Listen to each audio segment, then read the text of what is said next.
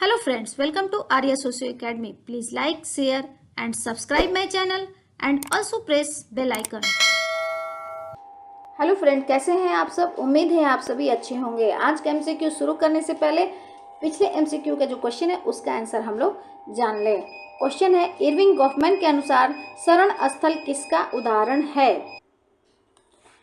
Option A सामाजिक व्यवस्था का, ऑप्शन बी अस्पताल का, ऑप्शन डी पूर्ण संस्था का, ऑप्शन डी परंपरागत परिवार का।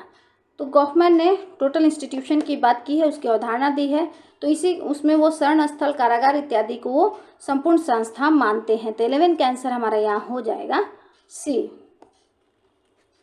जिन्होंने सही उत्तर दिया है उनको बहुत बहुत धन्यवाद और कॉन्ग्रेचुलेशन कि वो अपनी इन छोटी छोटी आदतों से ही एक दिन वो अपनी सफलता को पाकर रहेंगे। तो 11 का आंसर हमारा यहाँ हो गया सी।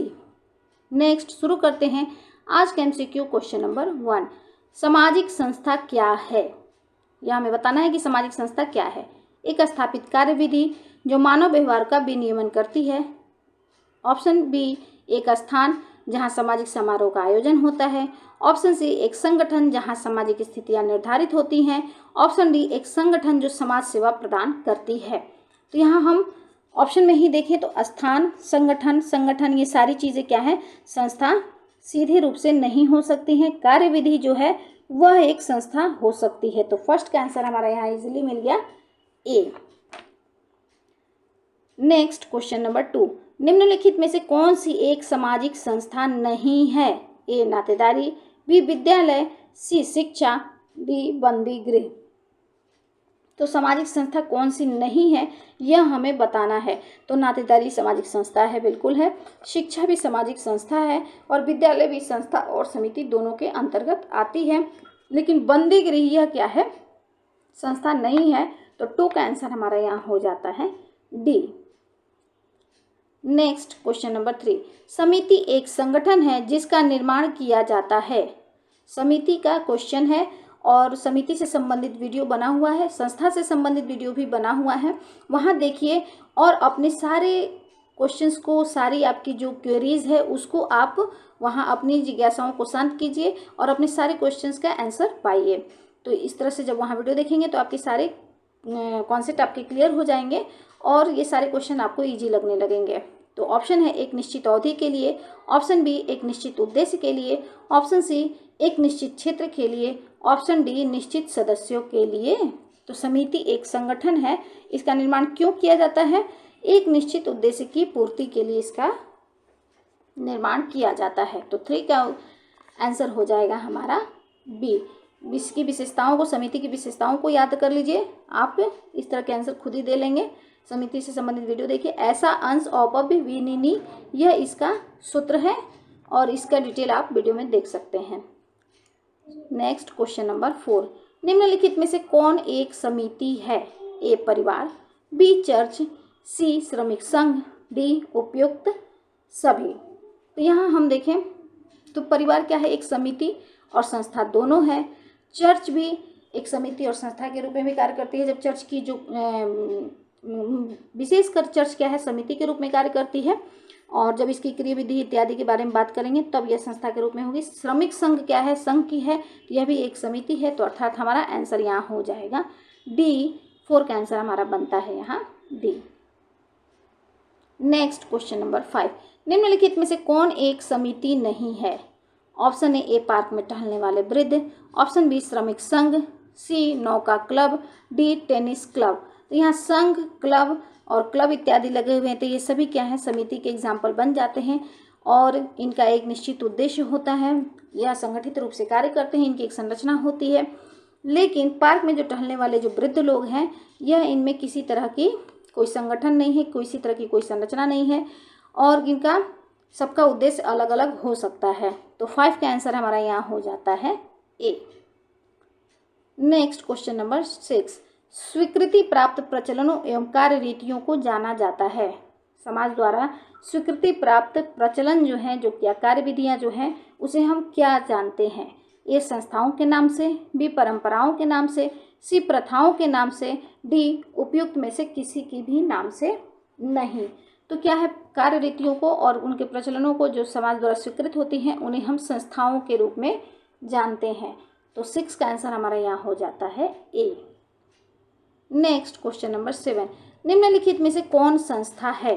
ए राज्य, बी शिक्षा, सी धर्म, डी उपयुक्त सभी। तो यहाँ हम देखें तो राज्य क्या है, समिति और संस्था दोनों है, शिक्षा संस्था है, धर्म संस्था है, तो अर्थात हमारा आंसर यहाँ हो जाएगा डी। 7 का आंसर डी, ये सभी संस्थाओं के एग्जाम्पल हैं। नेक्स्ट क्वेश्चन नंबर 8, निम्नलिखित में से कौन सी एक संस्था की विशेषता नहीं है? ए ऐच्छिक सदस्यता, बी सुपरिभाषित उद्देश्य, सी अधिक स्थायित्व, डी अमूर्त व्यवस्था। तो अगर हम देखें तो संस्था क्या है, संस्था एक अमूर्त व्यवस्था होती है या अधिक अस्थायी होती है, इसके सुपरिभाषित उद्देश्य होते हैं, लेकिन ऐच्छिक सदस्यता नहीं होती है, क्वेश्चन नहीं है, तो 8 का आंसर हमारा हो जाता है ए। तो ऐच्छिक सदस्यता किसकी होती है? समिति की ऐच्छिक सदस्यता होती है, संस्थाओं की नहीं, हम संस्थाओं के सदस्य नहीं होते हैं, तो 8 का आंसर हमारा यहाँ हो जाता है ए। नेक्स्ट क्वेश्चन नंबर 9, यहाँ हमें सूची 1 को और सूची 2 के साथ मिलान करना है। कुछ बुक्स दिए हुए हैं और उनके लेखक के नाम दिए हुए हैं।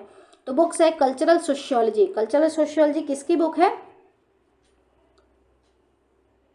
कल्चरल सोशियोलॉजी आपकी गिलिन और गिलिन की बुक है। तो ए का हो जाएगा यहाँ हमारा 4, तो बी में है और डी में 4 हमारा है। माइंड सेल्फ एंड सोसाइटी, यह बुक किसकी है? मिड महोदय की है, तो बी का आंसर हमारा हो जाएगा 1।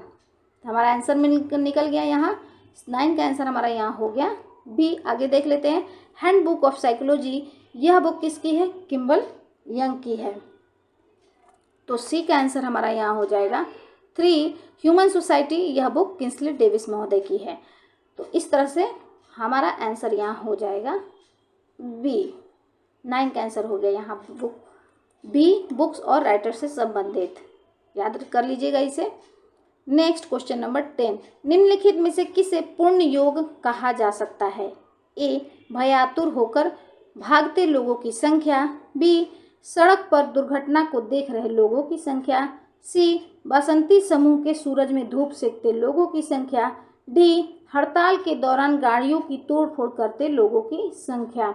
यहाँ योग की बात है, कुछ जोड़ने की बात है, यहाँ सकारात्मकता की बात हो रही है, तो यहाँ अगर हम देखें तो भयातुर है, भय के कारण है, तो यहाँ भी निगेटिव है, और दुर्घटना से संबंधित लोग जो देख रहे हैं यह भी एक निगेटिव बात है, और तोड़फोड़ की जो बात है यह भी एक निगेटिव बात है। लेकिन सूरज में धूप सेकते लोगों की जो संख्या है, पूर्ण योग इसे कहा जा सकता है, क्योंकि लोगों के साथ मिलकर धूप वगैरह सेकते हैं।